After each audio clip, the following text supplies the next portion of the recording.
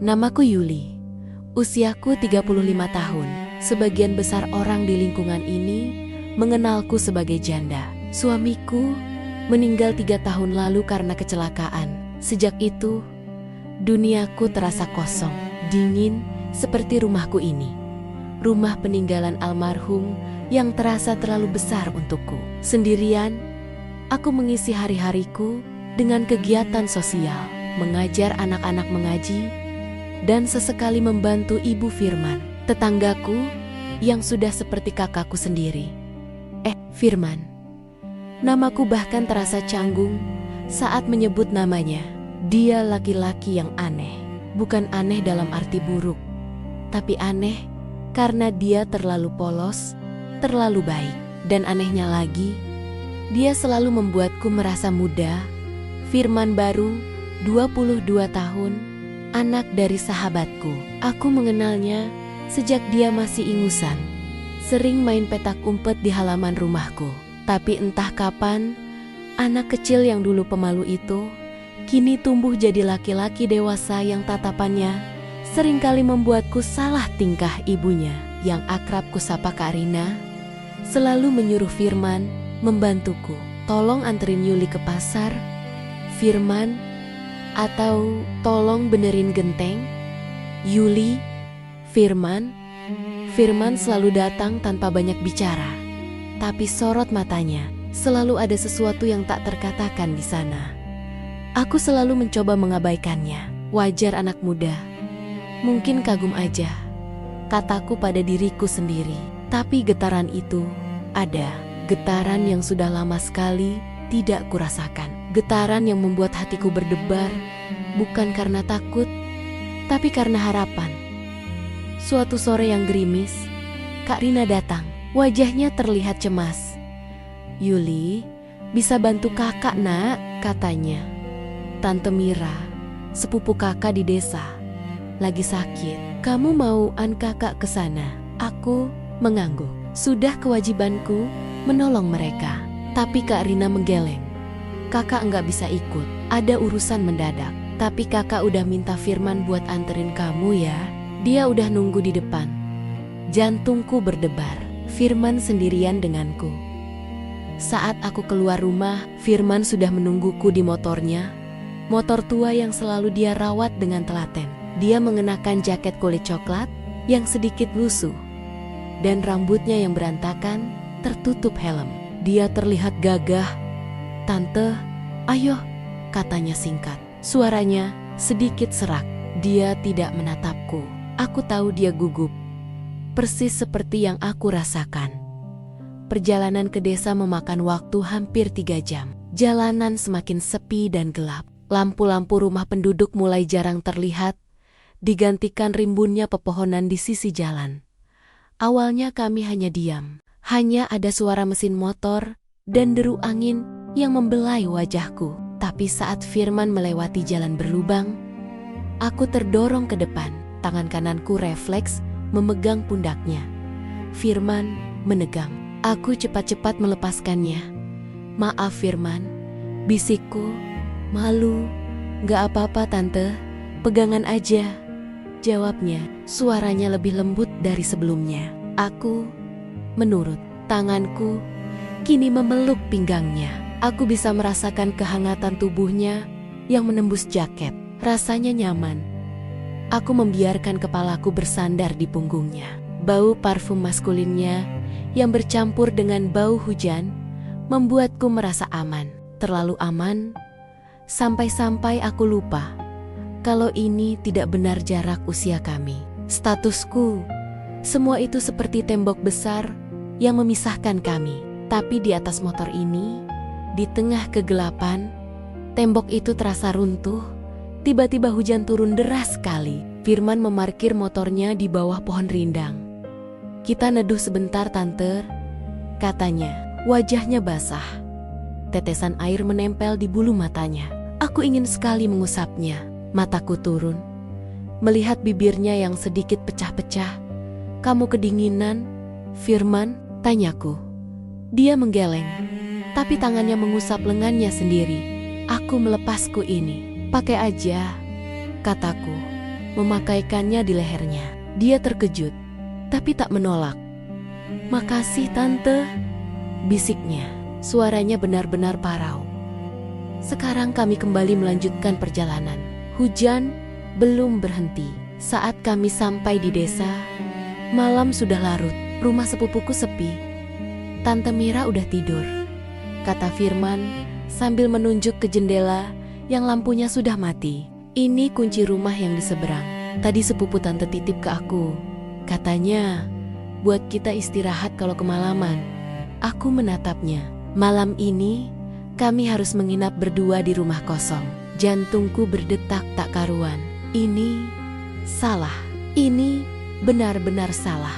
Tapi di sisi lain, ada bagian dari diriku yang penasaran. Penasaran akan apa yang akan terjadi selanjutnya. Aku menarik napas dalam, memejamkan mata. "Firman, kita masuk aja," kataku. Suaraku terdengar seperti bisikan, bukan perintah. Pintu kayu itu berderit saat Firman membukanya.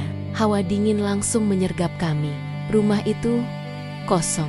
Hanya ada satu set kursi rotan dan sebuah dipan tua di sudut ruangan. Aroma kayu lapuk dan tanah basah memenuhi udara. Firman menyalakan lampu bohlam kuning yang menggantung di tengah ruangan. Cahayanya temaram, menciptakan beanggen-beanggen panjang yang menari di dinding. Aku merinding, bukan karena dingin, tapi karena keintiman yang tiba-tiba terasa begitu nyata. "Tante, maaf rumahnya gini adanya," kata Firman. Suaranya pelan. "Sepupu tante bilang, ini tadinya rumah kakeknya." Aku menggeleng, mencoba tersenyum. "Enggak apa-apa, Firman. Terima kasih ya, udah nemenin tante." Aku duduk di salah satu kursi rotan. Jaketku basah. Air menetes dari yujeng-yujeng rambutku. Firman meletakkan helmnya di atas meja, lalu membuka jaket kulitnya. Di bawah jaket itu, dia hanya memakai kaos putih tipis yang kini sedikit menempel di tubuhnya karena basah. Otot-otot lengannya terlihat jelas. Tiba-tiba, aku merasa tenggorokanku kering. Astaga. "Yuli, apa yang kamu pikirkan? Ini Firman anak kecil yang dulu sering kamu gendong, Tante." Airnya netes-netes, katanya sambil melihat ke arahku. "Aku cari handuk ya, siapa tahu ada di dapur." Firman pergi ke belakang, meninggalkanku sendirian dalam keheningan yang canggung. Aku menutup mata sejenak, mencoba menenangkan diri. Semua ini terasa seperti mimpi. Perjalanan singkat yang tiba-tiba menjadi sebuah malam yang panjang. Tak lama, Firman kembali. Di tangannya ada handuk kecil yang sedikit usang dan selimut tebal. "Cuma ini yang ada, Tante," katanya. "Makasih, Firman." Aku mengambil handuk itu, lalu mengeringkan rambutku. Saat aku mengeringkan wajah, aku melihat Firman duduk di kursi rotan di seberangku. Dia menatapku. Tatapan itu tidak lagi polos seperti yang kubayangkan. Tatapan itu dalam, penuh arti. Malam yang tak terduga. Tante cantik," katanya tiba-tiba, membuatku terkesiap. Aku menunduk, jantungku berdebar tak terkendali. "Apa sih, Firman? Kamu ini ada-ada aja." "Enggak, Tante. Beneran. Rambut Tante bagus. Tante biasanya pakai kerudung," katanya. Suaranya sangat tulus. Aku menyentuh rambutku. Aku lupa karena terburu-buru melepas kerudungku. "Ah, iya, tadi basah." Jadi Tante lepas.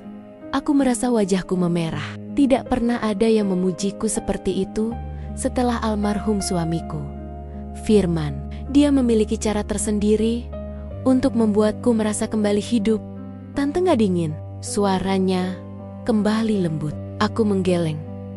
Tiba-tiba Firman bangkit, melangkah pelan ke arahku. Jantungku berdebar semakin kencang. Suaranya seperti genderang di telingaku. Dia menyelimutiku dengan selimut tebal yang ia bawa tadi. Tangannya menyentuh pundakku saat memakaikan selimut itu. Sentuhan itu singkat, tapi terasa seperti listrik yang mengalir ke seluruh tubuhku, supaya Tante gak kedinginan. bisiknya. Aku menatap matanya. Matanya yang gelap seperti malam di luar sana. Ada ketulusan dan sesuatu yang lain. Sesuatu yang membuatku takut. Pada saat yang bersamaan, pengakuan perasaan muncul bersamaan dengan konflik. "Tante, aku mau nanya," katanya memecah keheningan. "Waktu kecil, aku sering banget ngintipin tante dari jendela rumah. Tante suka nyanyi sambil nyiram bunga. Suara tante bagus banget." Aku tersenyum, mengenang masa-masa itu. "Ah, kamu ini, tante cuma iseng aja." "Suara tante nggak bagus kok." "Bagus kok, tante." Tahu, aku sering diam-diam nungguin tante di depan rumah, cuma buat dengar tante ketawa. Ketawa, tante nyenengin. Aku menunduk, tak sanggup menahan rasa malu dan haru. "Firman, kenapa kamu?" "Aku nggak tahu tante. Rasanya aku udah simpan ini lama banget. Aku suka tante dari dulu. Dari aku kecil, tapi aku nggak berani ngomong. Aku malu. Aku takut. Tante itu kan janda, jauh lebih dewasa." "Tapi tante," Firman terdiam menatapku dengan tatapan yang sangat dalam. "Tante selalu bikin aku susah tidur. Aku selalu kepikiran." Tante senyum, tante ketawa, semuanya. Aku menahan napas. Ini bukan lagi sekadar kekaguman. Ini sebuah pengakuan. Pengakuan yang sangat berani dari seorang anak laki-laki 22 tahun kepada seorang janda berusia 35 tahun. Aku harus menolak. Aku harus menjauh. Tapi kakiku terasa berat. Lidahku keluh. Aku tidak bisa bicara. Aku hanya bisa menatapnya, mencari kebohongan di matanya. Tapi tidak ada. Hanya ada kejujuran yang telanjang. Firman mengulurkan tangannya. Aku melihat tangannya, lalu menatap matanya lagi. Ada kehangatan, ada ketulusan, dan ada cinta. "Tante, aku boleh genggam tangan tante?" tanyanya. Tanpa sadar, aku mengangguk. Tangannya hangat. Tangan seorang pemuda berusia 22 tahun yang kini menggenggam erat tanganku. Tangan seorang janda berusia 35 tahun. Aku tak tahu apa yang lebih gila malam ini. Hujan atau perasaanku yang tak lagi bisa kuingkari. Genggaman itu bukan hanya sekadar sentuhan, tapi seperti janji tak terucapkan. Genggaman itu seperti memeluk seluruh keheningan yang ada di antara kami, mengisi setiap sudut rumah kosong ini dengan getaran. Firman menunduk, lalu kembali menatapku. Matanya main kari-kari sesuatu di wajahku. Jawaban mungkin, atau penolakan. Tapi yang ia temukan hanyalah kebingungan. Kebingungan yang bercampur dengan kelegaan. Ya, lega, karena ternyata perasaanku tidak bertepuk sebelah tangan. Tante, marah?" tanyanya. Suaranya sangat pelan. Aku menggeleng, tanpa melepas genggaman tangannya. "Enggak, tante enggak marah. Aku tahu aku enggak sopan. Aku enggak seharusnya ngomong kayak gini," lanjutnya. "Tapi aku beneran gak bisa nahan. Setiap kali tante senyum, tante ketawa, rasanya aku pengen banget jaga tante. Aku pengen tante bahagia. Aku tahu tante udah banyak ngelewatin hal berat. Aku lihat dari mata tante, ada kesedihan yang gak pernah tante ceritain." Air mataku tiba-tiba mengalir. Kata-katanya entah kenapa terasa seperti pisau tajam yang menusuk tepat di ulu hatiku. Selama ini aku selalu memakai topeng. Topeng janda yang tegar, topeng tante yang ceria. Tapi Firman, anak muda ini, entah bagaimana bisa melihat di baliknya. Dia melihat Yuli yang rapuh, yang sering menangis diam-diam di malam hari. "Tong, maaf," katanya lagi buru-buru melepaskan genggamannya. Aku bikin tante nangis. Aku menggeleng, dan kini giliranku yang menggenggam tangannya kembali. "Firman, tante gak nangis karena sedih, tante terharu." Aku menatapnya dengan mata berbinar. "Tante, beneran?" tanyanya. "Iya Firman, terima kasih ya," kataku. Suaraku tercekat. Belum pernah ada yang bilang gitu ke Tante. Kamu anak yang baik. Tapi Tante, aku gak mau jadi anak baik. Aku mau jadi laki-laki yang bisa jaga Tante, katanya. Nadanya sedikit memberontak. Jantungku terasa seperti diremas. Aku harus menghentikan ini. Aku harus mengembalikan semua ini ke jalurnya. Hubungan ini tidak mungkin terjadi. Terlalu banyak risiko. Terlalu banyak mata yang akan melihat. Terlalu banyak mulut yang akan berbisik. Aku menarik napas dalam, mencoba mengumpulkan semua keberanianku. Firman, dengerin Tante baik-baik ya, kataku. Suaraku kini tegas, tapi lembut. Iya Tante, perasaan kamu tulus. Tante bisa ngerasain. Dan Tante juga gak bohong. Kamu membuat Tante merasa hidup lagi. Kamu membuat Tante merasa muda lagi. Tapi kita harus realistis, nak. Kenapa? Apa karena status? Tanyanya. Suaranya kini terdengar seperti anak kecil yang merengek. Bukan cuma itu, jawabku pelan. Perasaan ini bisa nyakitin kalau salah tempat. Kita terlalu dekat. Kamu anak sahabat Tante, keluarga kita dekat. Kalau sampai ada perasaan yang lebih dari ini, yang ada malah nanti semua orang yang kena dampaknya. Mama kamu, Tante Mira, semua orang. Wajah Firman terlihat kecewa. Ia menunduk. Jadi, Tante gak mau? Tanyanya ragu. Bukan gak mau Firman, tapi Tante harus jaga hati kita berdua. Hati kamu yang masih polos dan hati Tante yang udah banyak luka. Aku melepaskan genggaman tangannya. Firman, Tante berterima kasih banget atas kejujuran kamu. Tante beneran ngerasa disayangi. Malam ini kita simpan sebagai rahasia kita, sebagai kenangan. Tante cuma pengen kita nikmatin malam ini apa adanya. Malam yang jujur, malam yang tulus. Tapi cukup sampai di sini saja. Ya, Firman mengangkat kepalanya. Matanya berkaca-kaca. Ia mengangguk. Tanpa banyak bicara, ia bergeser duduk di kursi rotan lain yang jauh dariku. Jarak itu terasa sangat jauh. Jarak yang sama dengan jarak antara usiaku dan usianya. Jarak yang tak pernah bisa kami jembatani. Aku menatapnya. Firman duduk dengan wajah menunduk, menyembunyikan kekecewaannya. Hujan di luar seolah ikut menangis bersamanya. Aku tahu, aku telah mengambil keputusan yang benar. Tapi entah kenapa, ada bagian dari diriku yang sakit. Bagian yang egois, ingin sekali menariknya kembali ke sisiku dan berkata, "Kamu benar Firman, aku juga mencintaimu. Tapi aku tak bisa."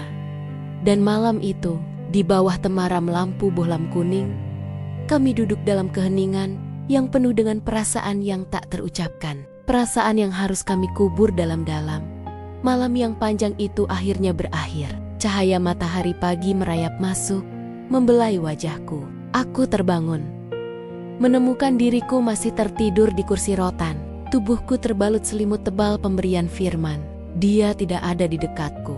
Aku melihat ke sekeliling dan menemukan Firman sudah duduk di teras, memandangi kabut tipis yang masih menutupi sawah di seberang rumah. Dia terlihat seperti orang yang berbeda. Tidak ada lagi sorot mata berani yang kulihat semalam. Hanya ada kesunyian yang dingin yang memisahkan kami. Aku berjalan mendekatinya. Langkahku terasa berat. "Firman, udah bangun dari tadi?" tanyaku, mencoba memecah keheningan. Dia menoleh. Ekspresinya datar. "Udah, Tante, aku gak bisa tidur. Jantungku berdenyut nyeri. Ini salahku. Aku yang membuat malam itu begitu rumit dan pagi ini begitu canggung." Firman yang kukenal kini hilang, digantikan oleh pemuda yang tampak rapuh dan terluka. "Maaf," bisikku tanpa sadar. Firman menggeleng, pandangannya kembali menatap sawah. "Gak ada yang perlu dimaafin Tante. Tante benar, semua ini cuma salahku. Harusnya aku gak ngomong apa-apa." "Firman, dengerin Tante. Kamu nggak salah, kataku. Kini duduk di sampingnya. Jarak kami begitu dekat, tapi terasa begitu jauh. Kamu cuma jujur. Dan tante hargai itu. Dia tidak menjawab, hanya mengangguk pelan. Aku tahu ada jurang yang kini terbentuk di antara kami. Sebuah jurang yang tak bisa lagi dijembatani hanya dengan kata-kata. Kami bersiap-siap untuk pulang. Firman memeriksa mesin motornya, sementara aku mengemasi barang-barangku. Tidak ada percakapan, tidak ada lagi candaan, hanya ada kebisuan yang memekakan telinga. Saat aku naik ke motor, Firman menyerahkan helmku. Tangannya menyentuh tanganku, dan kali ini tidak ada lagi getaran. Dingin, hampa, aku memegang pinggangnya. Tapi kali ini, peganganku terasa seperti formalitas. Aku tidak lagi bersandar di punggungnya. Aku memilih untuk menjaga jarak. Jarak yang sama dengan yang telah ia ciptakan di antara kami.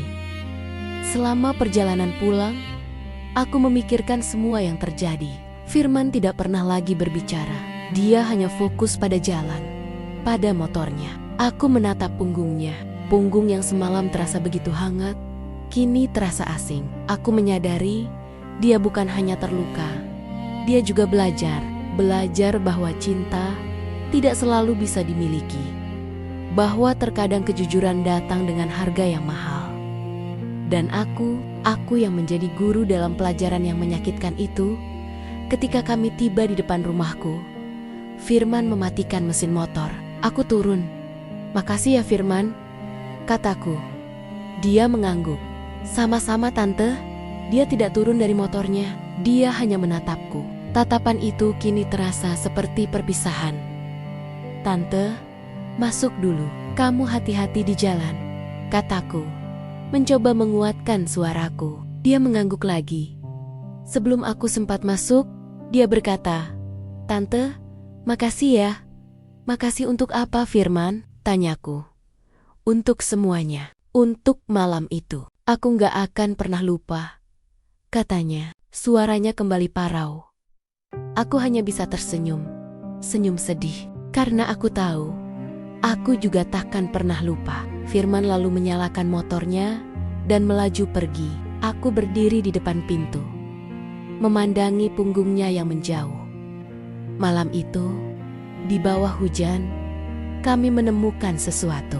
Tapi pagi ini, di bawah matahari yang terik, membuat kami harus melepaskannya. Dan aku tahu, tidak ada yang bisa kembali ke titik semula. Kisah ini sudah tamat. Dan kami hanyalah dua orang yang harus melanjutkan hidup dengan kenangan yang menyakitkan, namun berharga. Beberapa hari telah berlalu, tapi setiap sudut rumahku terasa kosong. Aku mencoba kembali pada rutinitas harian, mengajar anak-anak mengaji, berkebun, dan membantu Karina. Tapi ada sesuatu yang hilang, sesuatu yang telah hadir sesaat dan kini tak ada lagi. Firman. Dia tidak pernah lagi datang ke rumahku. Karina bilang Firman sedang sibuk dengan kuliahnya. Tapi aku tahu, itu hanya alasan. Firman menghindari aku, dan aku tidak bisa menyalahkannya. Aku yang membuat jarak itu. Aku yang membuat dia terluka. Suatu sore, Karina datang ke rumahku. Dia membawa album foto lama. "Yuli, ini albumnya Firman dari kecil. Lucu banget. Lihat deh," katanya sambil tertawa. Aku mencoba tersenyum, tapi hatiku perih. Di dalam album itu, ada foto Firman saat dia masih kecil, dengan pipi gembil dan mata yang polos. Ada foto dia saat remaja, dengan gaya rambut aneh yang membuatku tersenyum kecil. Dan ada foto dia saat kami berdua sedang di taman, aku menggendongnya. Dan dia tersenyum lebar. Foto itu diambil beberapa tahun lalu. Tanganku menyentuh foto itu.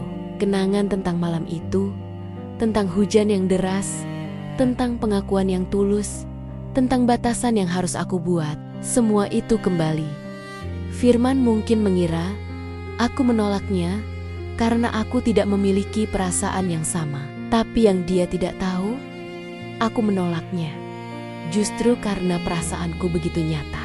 Aku tahu, jika aku membiarkan perasaan itu tumbuh, akan ada begitu banyak hati yang terluka, termasuk hati kami berdua. Aku menyadari, terkadang cinta bukanlah tentang kepemilikan. Terkadang cinta adalah tentang pengorbanan mengorbankan kebahagiaan sesaat demi kebaikan yang lebih besar. Aku memilih untuk menjaga Firman, menjaga dia dari luka yang lebih dalam. Aku tidak ingin dia merasakan sakitnya, dikucilkan, atau dihakimi karena mencintai seorang janda yang jauh lebih tua. Aku tidak ingin dia menyesal. Suatu pagi, aku melihat Firman di teras rumahnya sedang menyiram bunga. Dia terlihat tumbuh lebih dewasa. Pandangannya tidak lagi polos seperti dulu. Dia melihatku, matanya bertemu dengan mataku. Dan untuk pertama kalinya setelah malam itu, aku melihat senyum kecil di wajahnya. Senyum yang tidak lagi penuh dengan getaran, melainkan dengan pemahaman. Dia mengangkat tangannya, melambaikan tangan padaku. Aku membalasnya. Kami tidak perlu lagi berbicara, tidak perlu lagi menjelaskan. Kami berdua sudah mengerti. Malam itu, di bawah hujan, adalah pelajaran terindah yang pernah kami lalui. Sebuah malam yang tidak berakhir dengan kebersamaan, tapi berakhir dengan kedewasaan. Firman belajar bahwa cinta tidak harus selalu bisa dimiliki. Dan aku belajar bahwa aku tidak sendirian. Bahwa ada seseorang yang melihat dan menghargai diriku yang rapuh. Bukan hanya sosok kuat yang selalu aku tunjukkan. Hubungan kami tidak lagi sama. Tidak ada lagi percakapan panjang, tapi ada pemahaman yang tak terucapkan. Sebuah ikatan yang kuat, ikatan yang terbentuk dari kejujuran, keberanian, dan pengorbanan. Dan itulah, teman-teman, kisahku, kisah yang mengajarkan aku banyak hal. Bahwa cinta itu bukan hanya soal kebahagiaan, tapi juga soal kedewasaan. Bahwa keberanian untuk mengungkapkan perasaan yang tulus adalah hal yang indah, meskipun akhirnya tidak sesuai dengan yang kita harapkan. Firman mengajarkanku untuk berani merasa, dan aku mengajarkan dia bahwa tidak semua hal harus kita miliki. Terkadang melepaskan adalah bentuk cinta yang paling murni. Aku harap kisah ini bisa menjadi pengingat untuk kita semua. Terkadang melepaskan memang lebih sulit daripada mempertahankan. Tapi disitulah letak kekuatan sejati dari sebuah cinta. Terima kasih sudah mau mendengarkan ceritaku. Kalau kalian suka dengan seri cerita seperti ini, jangan lupa untuk subscribe ke channel Kisah Sinta. Ya, sampai jumpa di kisah-kisah selanjutnya.